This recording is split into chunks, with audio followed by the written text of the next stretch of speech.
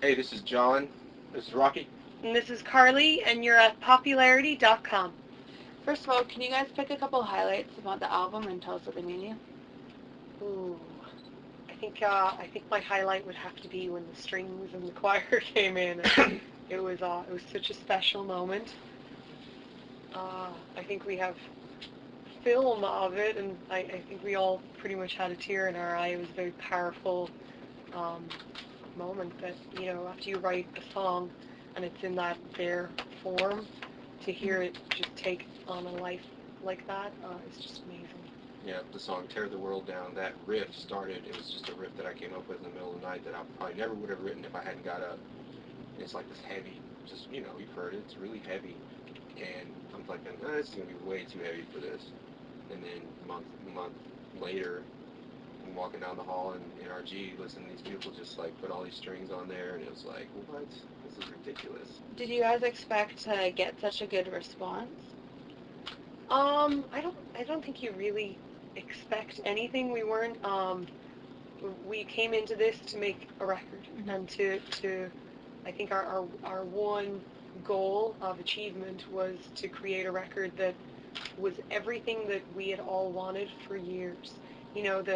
The being able to make a record without any sort of, I don't know, like, what's the word I'm looking for? Being able to make a record where your record company is completely open to any ideas, direction that you guys want to go in, was something that we had wanted to do for many, many years. And I think that was our basic goal. And the fact that people liked it, and there was this overwhelming response to us, coming together and forming a band, was a complete plus. As soon as the record was finished, I was kind of like, all right, I finally did it. I made the record of my dreams.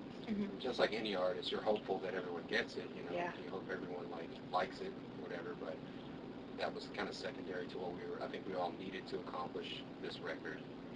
And then secondly, hopefully the world gets it. I think they are. So far, it's been a wonderful, wonderful response, and we're definitely very, very grateful to all the people. Even before we had music, we started having fans. It was crazy. Just the idea that we, as 5 people, had come together to create something, people were very excited about it. So definitely that was and then we were like, damn, we better give them a really good record. It was funny, but it was great. What do you feel you learned from your previous musical experiences that have helped you this time? I don't feel like I really learned anything. I just keep going and just have fun doing what we're doing. I think you learn something new every day. It's not that each project gives you something. It's, I don't know. I know for me, being on a show where I was under magnifying glass next to people, I learned to be content with myself. There's a point where you try and please others, and there's a point where you got to realize that you got to please yourself, and what makes you happy is ultimately the road forward. If you're going to have a career, it has to be something that you're in love with. And for me, I definitely have learned, work ethic, and I don't know, how to be organized, how to tour. Um, there, I guess a new person jumping on a tour, it's a very frightening thing to live in a bunk for a year. So I don't know. I think each project and each day you just learn something new. And definitely from even making this record, I learned so much from these people. Um, yeah, each person in this band is so unique, and how they write and how they, I don't know, just Marty is this incredible like computer person, and I don't know. We learn different things every day. Like everyone is at the point in their career that they're not fearful to try anything. So we just went into it with knowing what we've done and the tools of the trade that we have gained over the years, and just going into it like, this is what we're doing. We're not worried about what the outcome is going to be, because we really felt like it was going to be like magical and good. It is. That is true. Another thing I learned to be very I don't know, open lyrically. I don't think I've ever been this honest with lyrics. I don't think any of us have. There's very personal stories on this whole record, and I mean, I've written songs for years that were, I guess, I don't know, not generic, but you know, a story that wasn't necessarily my own. And I think for all of us, we each have something very personal on this record.